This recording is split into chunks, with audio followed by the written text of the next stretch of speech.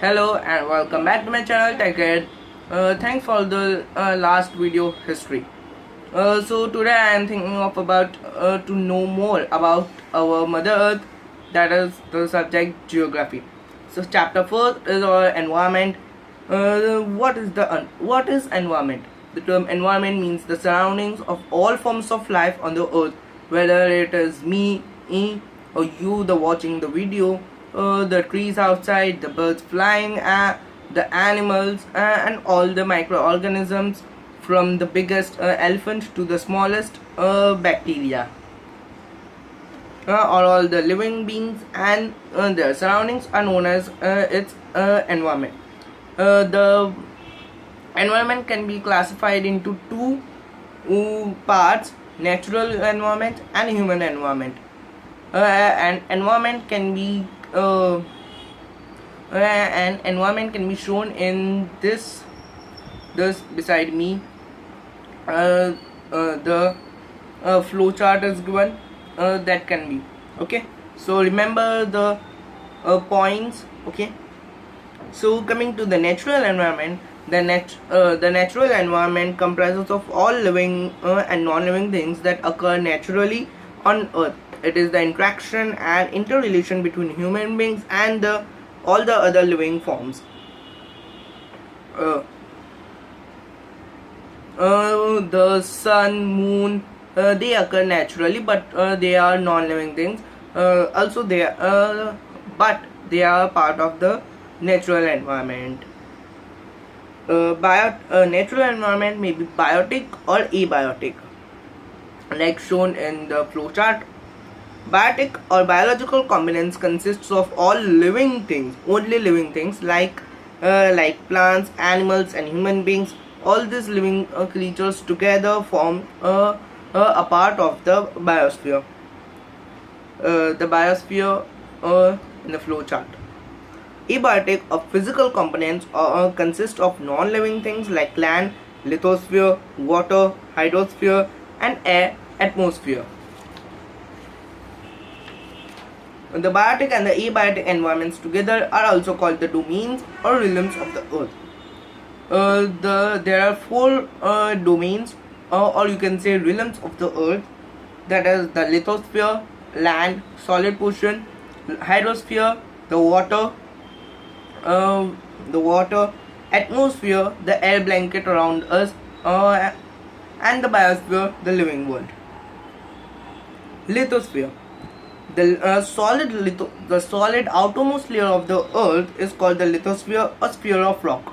It consists of rocks, minerals, and a thin layer of soil.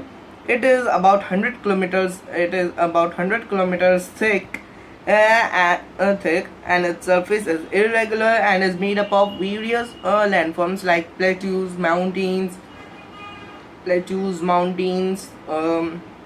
plains, valleys, etc. The thin uppermost layer of the lithosphere, which is about 35 km in thickness, is called the crust. The layer below the crust is called the mantle. It is made up of two parts, upper and lower mantle. The lithosphere is of great importance to us as it provides forests, grasslands, soil to grow crops, and the most main thing, land on which we can build our homes, on which we can stand, sit, and sleep. Imagine a world without the lithosphere. Would we able to swim all the life? No. That is why the lithosphere is important. We also get many useful minerals like natural gas, coal, iron ore, and oil from the lithosphere. This is the diagram of the lithosphere. As you can see, there is mountains, that is irregular, and there is a blue color, that is the oceans. The mountains, and see, there are mountains in dark color, and then there is light brown, or you can say light gray brown mix, that is called the crust. The then we can then we go down. There is orange, light orange, and yellow. That is mental. It is it is called the upper mental and lower mental, means the two parts.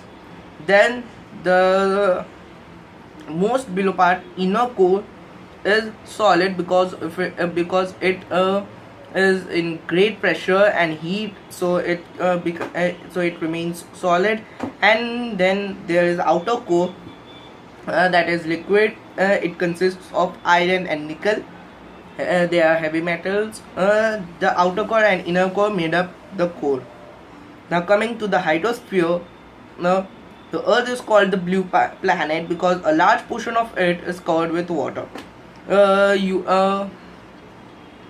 If you see the Earth from space, you will see that it is all blue in color. When you go closer to it, the land would be seen. The hydrosphere, or the sphere of water, as the name suggests, comprises all forms of water. Water exists in three states: solid, that is ice; liquid, that is water; and gas, that is water vapor. Oceans, seas, rivers, lakes, snow, ice, glaciers, and water vapor together form the hydrosphere. Now, what is the use of the hydrosphere? The hydrosphere is very important because water supports life in many of the ways. It is used for drinking, washing, cleaning, etc. Then farmers use it for irrigation. It is used in industries. To cool down machines. Oceans provide us with seafood and minerals like salt. Water bodies moderate the climate of a place. Water navigation helps boost trade and commerce. Water it helps in generating electricity and power. Atmosphere. A thin layer of air envelops the earth. This layer of air is called the atmosphere. It is held close to the earth by the force of gravity, and you can stand on the lithosphere by the force of gravity also. The atmosphere contains many gases like oxygen, nitrogen, carbon dioxide. It also contains dust and water vapor. Nitrogen is the most abundant gas. That means that that is more quantity, constituting 78% of the atmosphere. Oxygen constitutes 21% of the atmosphere. Remaining 1% is made up of carbon dioxide, hydrogen, argon, helium, and other noble gases. The diagram beside me shows the percentage of how many percentage there are in gases. The atmosphere is an important domain of the earth, as the oxygen present in the atmosphere helps living beings survive, and carbon dioxide is used by plants to make their food. The atmosphere blocks the harmful rays of the sun from reaching the earth's surface. It also controls climatic conditions and changes in seasons. Now coming to the last, biosphere. The hydrosphere, lithosphere, and the atmosphere forms the biosphere. Biosphere is a narrow zone on Earth where the lithosphere, hydrosphere, and atmosphere meet, is called the biosphere. It is also called the living world and consists of the plant and animal kingdoms. It is the zone where all living beings interact with each other to support life on Earth. The biosphere consists of living beings ranging from microscopic organisms to huge trees, animals, and humans. Like I said in the starting of the video, all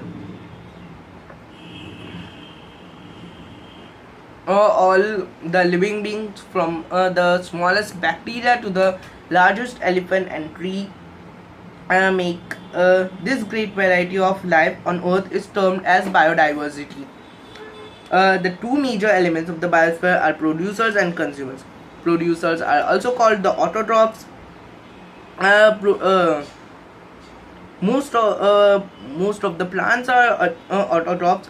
In the science video, my first, you have seen it.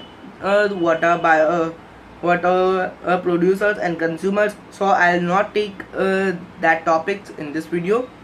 Now coming to the second Next topic, that is ecosystem. The biosphere is divided into plant kingdom and animal kingdom. These two kingdoms are interdependent and are also dependent on the physical environment for survival. The biosphere is made up of separate zones in which each zone has its own physical environment and plant and animal life. This is called an ecosystem. Elements of the ecosystem interact with each other. All the biotic components are dependent on each other and also interact with the abiotic components. Let me give you one example. In a small pond, all the living organisms like plants and insects and fishes depend on each other and also on their physical environment. The plants depend on the sunlight. They grow. The insects living in the pond, they eat the plants. So the insects so we can say that insects are dependent on plants. The small fish eat insects and also eat plants, whether it be herbivores or carnivores or omnivores. And the big fish that eat that small fish. So all so you can say that all are interdependent on each other for the food. In every ecosystem there exists a balance, or you can say equilibrium, in the transfer of energy and matter among different components. This is known as ecological balance. Now coming to the last topic, that is a human environment. Human environment refers to the everything created by man, like roads, buildings and bridges.